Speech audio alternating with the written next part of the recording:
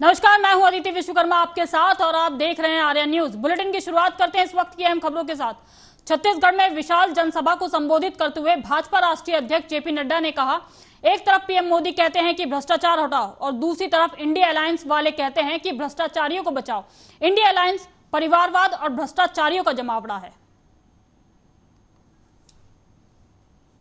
India गठबंधन, एक तरफ तो बीजेपी है, एक तरफ तो कमल है जो खिल रहा है, जो हर एक तरीके से विकास को आगे बढ़ाने का काम कर रहा है।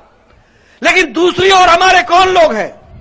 वही कांग्रेस पार्टी, वही घमंडिया गठबंधन, वही इंडिया अलायंस। एक तरफ मोदी जी बोलते हैं भ्रष्टाचार हटाओ और दूसरी तरफ ये घमंडिया अलायंस बोलता है भ्रष्टाचारियों को बचाओ। बोलो, आप भ्रष्टाचार हटाना है कि नहीं हटाना है? और भ्रष्टाचारियों के खिलाफ एक्शन होना है कि नहीं होना है? होना चाहिए कि नहीं होना चाहिए? ये इंडिया अलायंस ये परिवारवाद का जमावड़ा है, परिवारवाद का। आप बताओ, फरूक अब्दुल्ला, उमर अब्दुल्ला परिवार की पार्टी है कि नहीं है? India alliance. लोकसभा चुनाव में बीजेपी का खाता खुल गया है। गुजरात की सूरत लोकसभा सीट से सोमवार को बीजेपी कैंडिडेट मुकेश दलाल निर्विरोध चुने गए हैं। दरअसल यहां से कांग्रेस कैंडिडेट नीलेश कुंभाड़ी का पर्चा रद्द हो गया है। उनके पर्चे में गवाहों के नाम और हस्ताक्षर में गड़बड़ी थी। इस सीट पर भाजपा और कांग्रेस समेत 10 प्रत्याशी मैदान में थे। रविवार को 7 निर्दलीय कैंडिडेट ने अपना नामांकन वापस ले लिया। बीएसपी कैंडिडेट प्यारे लाल भारती ही बचे थे जिन्होंने सोमवार को पर्चा वापस ले लिया। इस तरह मुकेश दलाल निर्विरोध चुने गए। यहां से आज मुझे निर्विवादित विजय घोषित किया गया है तो गुजरात में और देश में पहला कमल खिला है और ये मैं कमल आदरणीय वडाप्रधान श्री नरेंद्र भाई मोदी साहब के चरण कमलों में अर्पण करता हूं। साथ में ही प्रधानमंत्री श्री नरेंद्र भाई मोदी साहब, अमित भाई शाह साहब, जेपी नड्डा साहब, हमारे आदरणीय श्री प्रदेश प्रमुख श्री CR पाटिल साहब, मुख्यमंत्री श्री भूपेंद्र भाई पटेल साहब का आभारी हूं कि इन्होंने मुझ पे विश्वास रख के मेरा चयन किया है। आज मुझे जो निर्विवादित विजय घोषित किया गया है वो इंडिकेट कर रहा है कि पूरे भारत देश में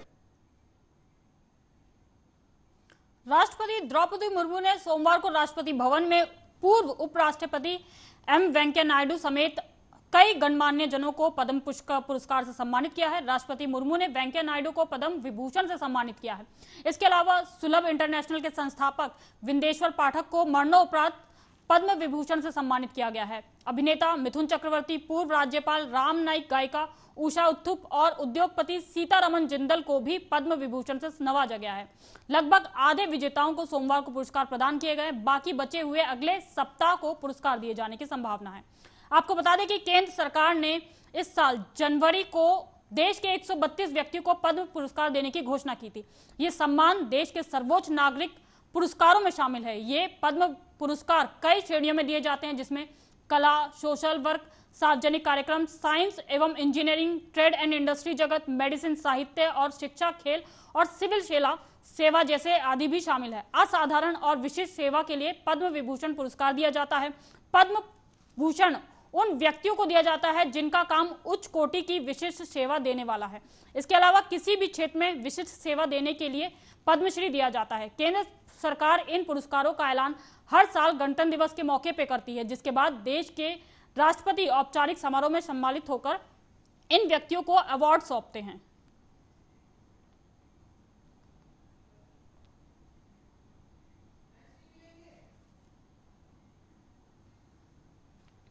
बीजेपी के 400 पार नारे पे कांग्रेस नेता जयराम रमेश ने पलटवार करते हुए कहा कि इस नारे के पीछे का राज ये है कि पीएम मोदी बाबा साहब अंबेडकर के संविधान को बदलना चाह रहे हैं।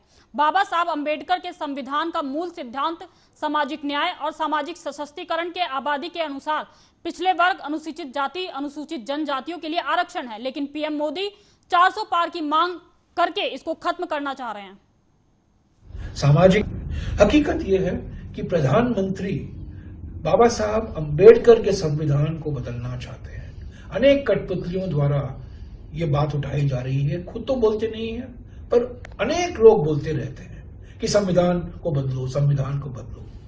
बाबा साहब अंबेडकर के संविधान का मूल सिद्धांत क्या है?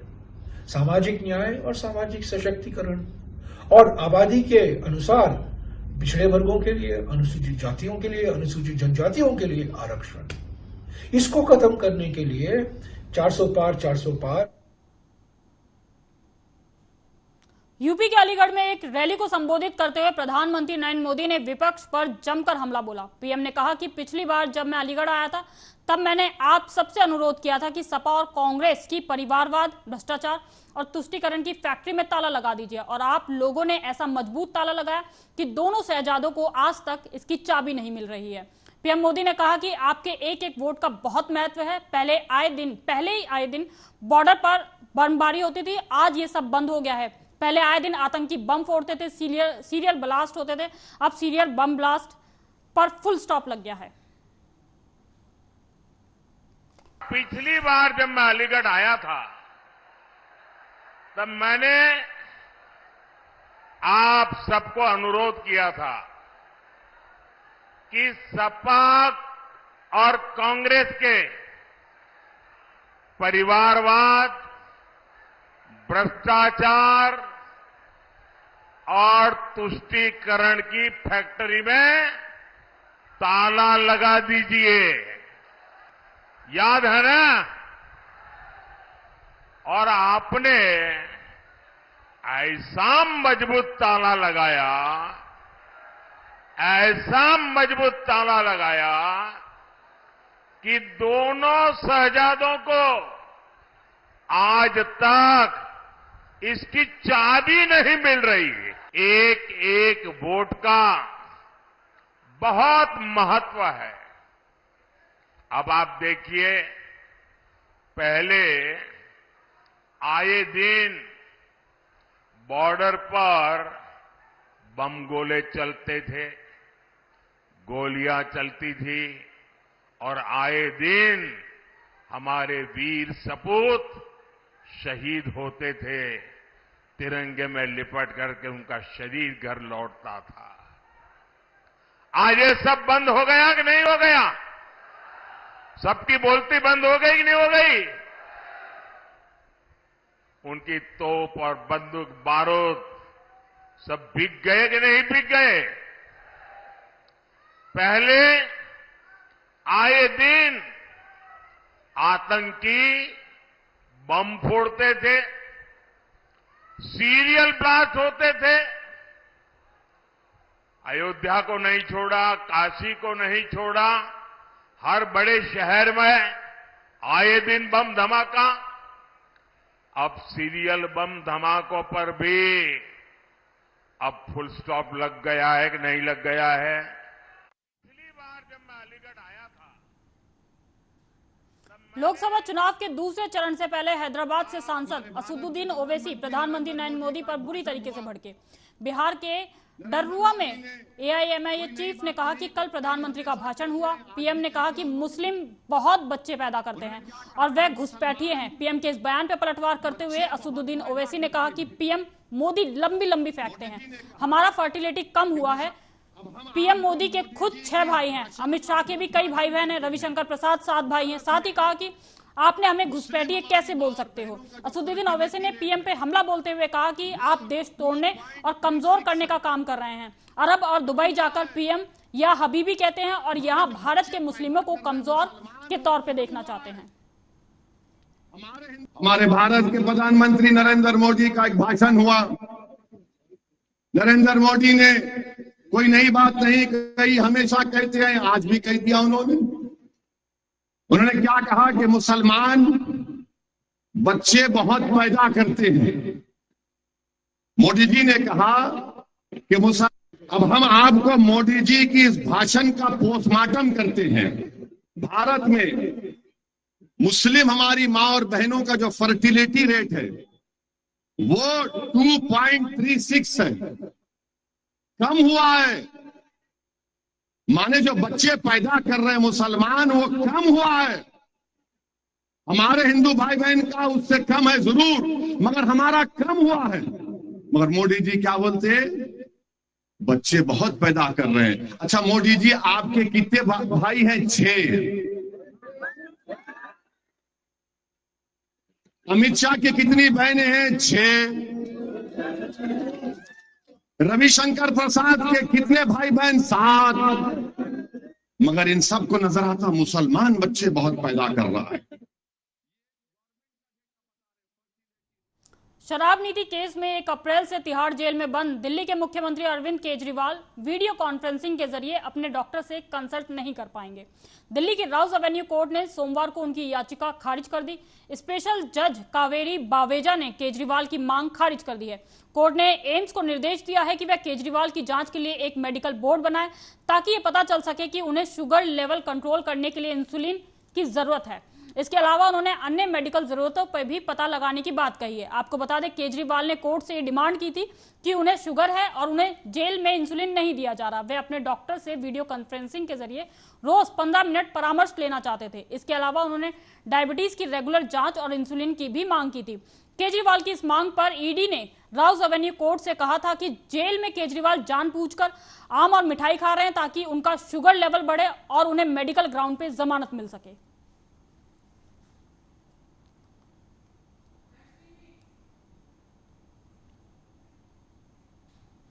लोकसभा चुनाव 2024 के दूसरे चरण की वोटिंग के पहले प्रधानमंत्री नरेंद्र मोदी ने एक बयान पर सियासी बवाल खड़ा हो गया है। कांग्रेस की ओर से इसे मुद्दा बनाते हुए सोमवार को पार्टी प्रतिमंडल ने चुनाव आयोग से भेंट की। पेशे से वकील और कांग्रेस के सीनियर नेता डॉक्टर अभिषेक मनु सिंघवी ने कहा कि हमें उम्मीद है कि चुनाव आयोग कार्रवाई करेगा। और क्या कुछ उन्होंने कहा, सुनिए आप। देश के, और मैं बहुत आदर के साथ कहता हूं, हमारे प्रधानमंत्री भी हैं, इस देश के प्रधानमंत्री हैं, और मैं वास्तव में उनका आदर करता हूं क्योंकि बहुत मुखर वक्ता है, प्रखर वक्ता है। मैं हाथ जोड़ के उनसे कहूंगा कि उन्होंने इस प्रकार का वक्तव्य कैसे दिया, नहीं देना चाहिए और चुनाव आयोग को इसके ऊपर तुरंत एक्शन लेना चाहिए। ये वक्तव्य आप सभी जानते हैं, ये उनके ऑफिशियल हैंडल पे छपा हुआ है, प्रकाशित है। ये कल परसों कैंपेन के दौरान राजस्थान में कहा गया। इसमें मैं इसको भद्दा मानता हूं, मैं इसको दोहराऊंगा नहीं, लेकिन इसके 4-5 तत्व आपको याद दिलाऊंगा जिसको हमने पूरी तरह से चुनाव आयोग के सामने रखा। इसमें एक समुदाय एक धर्म का स्पष्ट नाम के साथ विवरण है, स्पष्ट नाम के साथ। नंबर 2, ये बड़े स्पष्ट रूप से कहा गया है कि वो समुदाय इस देश की अल्प रिसोर्सेज को हड़प सकता है। राजद नेता मीसा भारती ने प्रधानमंत्री मोदी को घेरते हुए कहा कि पीएम देश को ये क्यों नहीं बता रहे हैं कि उन्होंने पिछले 10 सालों में क्या किया है, उनका दृष्टिकोण क्या है और वो आगे 5 सालों में क्या करेंगे। अगले 5 साल में बेरोजगारी कैसे नियंत्रित करेंगे, महिलाओं के लिए क्या करेंगे।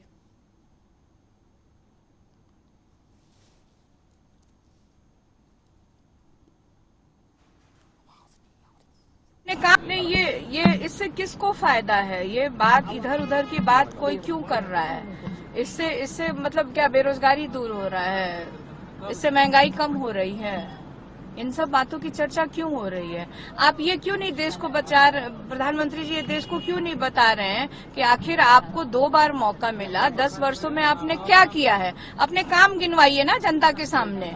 और अगला जो आप मौका मांग रहे हैं 5 वर्षों के लिए, तो क्या करेंगे, आपका विजन क्या है, आप 5 वर्षों में क्या करने चाह रहे हैं। आप बेरोजगारी पे कैसे काबू पाएंगे, आप महंगाई कैसे कम करेंगे, महिलाओं के लिए क्या करेंगे, ये सब बात नहीं बता रहे हैं और इधर उधर की बात कर रहे हैं। इससे किसी का फायदा नहीं है। नहीं, ये इससे किसको फायदा है, ये बात इधर उधर की बात कोई क्यों कर रहा है। इससे मतलब क्या बेरोजगारी दूर हो रहा है, इससे महंगाई कम हो रही है, इन सब बातों की चर्चा क्यों हो रही है। आप ये क्यों नहीं देश को प्रधानमंत्री जी ये देश को क्यों नहीं बता रहे हैं कि आखिर आपको 2 बार मौका मिला, 10 वर्षों में आपने क्या किया है। अपने काम गिनवाइए ना जनता के सामने। और अगला जो आप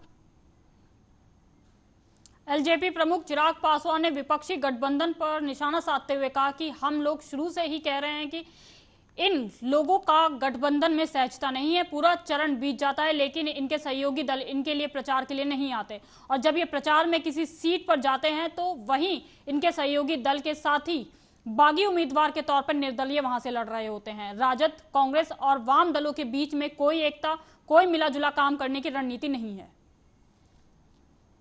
हम दल भाई, हम लोग तो शुरू से कह ही रहे हैं कि इन लोगों के गठबंधन में वो सहजता ही नहीं है।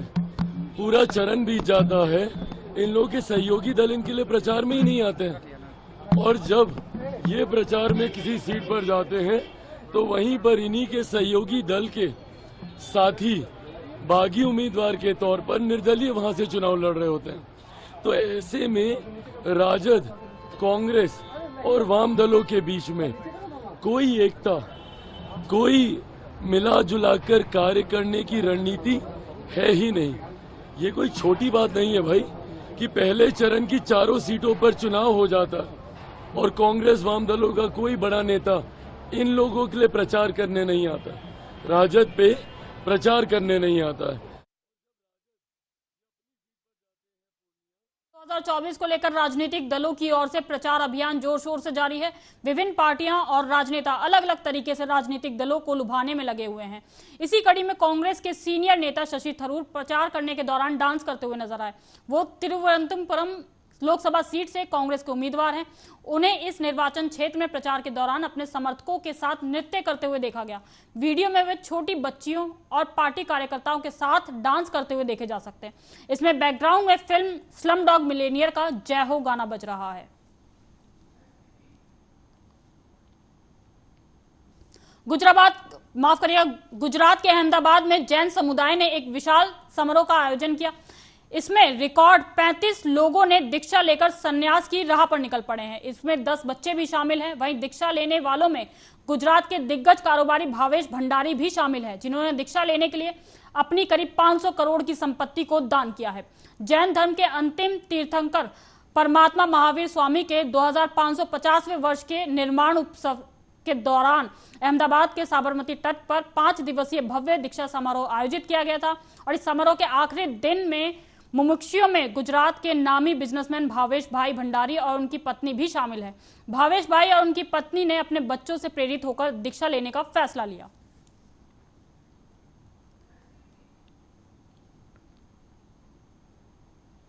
जौनपुर में एसओ शाहजहां ने एक दुकान में तोड़फोड़ की, जिसका वीडियो सोशल मीडिया पे तेजी से वायरल हो रहा है।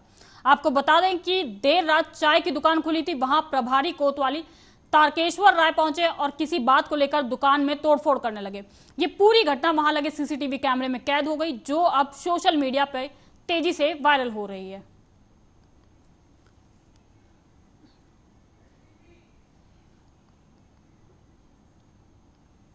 उत्तर प्रदेश के मुख्यमंत्री योगी आदित्यनाथ ने आगरा के फतेहपुर सीकरी में जनसभा को संबोधित करते हुए कहा कि अयोध्या और काशी ने अपने लक्ष्यों को प्राप्त कर लिया है और अब ब्रज भूमि का नंबर आने वाला है। सीएम योगी ने कहा कि अब विकास के लिए आपको कोई तरसा नहीं सकता है। उन्होंने कहा अब आगरा में भी एयरपोर्ट बन रहा है।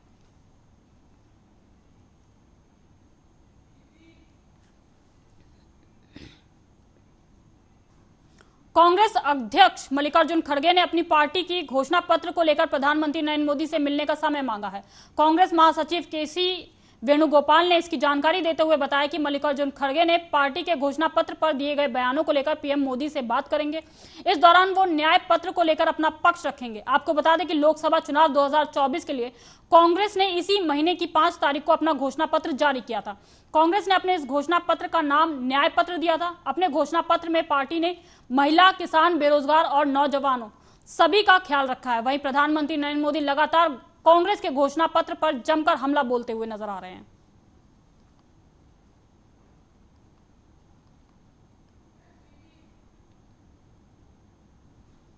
देवास शाजापुर सांसद और लोकसभा क्षेत्र के बीजेपी प्रत्याशी महेंद्र सिंह सोलंकी ने आज शाजापुर में नामांकन फॉर्म जमा किया।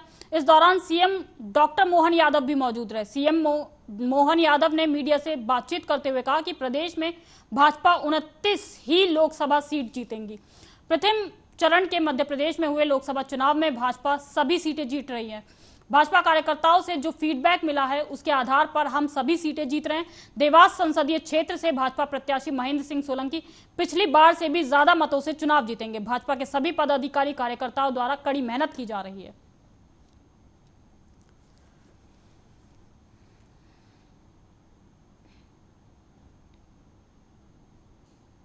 मंत्री महेंद्र सिंह परमार जी, यहाँ के विधायक अरुण भीमावत जी, हमारे मुकेश चौधरी जी, मनोज चौधरी विधायक हाटली मिलिया और मधु गहलोत आगर विधायक, अनेक अनेक जिलाध्यक्ष सहित सभी कार्यकर्ता मौजूद हैं। मेरी अपनी ओर से सबके प्रति आभार भी, लेकिन जब तक आखिरी वोट नहीं डल जाए तब तक हम सब डट करके मेहनत करेंगे। जनता का प्रेम आशीर्वाद खूब मिल रहा है और मोदी जी के नेतृत्व में।